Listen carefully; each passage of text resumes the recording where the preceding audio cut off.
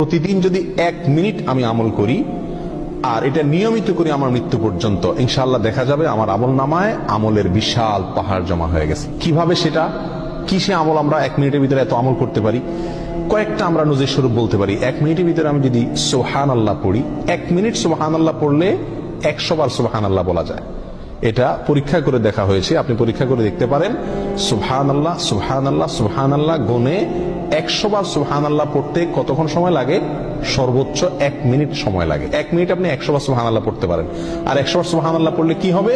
সহিহ মুসলিম হাদিসে আসছে, নবী সাল্লাল্লাহু আলাইহি ওয়াসাল্লাম বলেছেন, কেউ যদি 100 বার সুবহানাল্লাহ পড়ে, আল্লাহ সুবহানাহু ওয়া তাআলা তাকে 1000 নেকি দান করেন।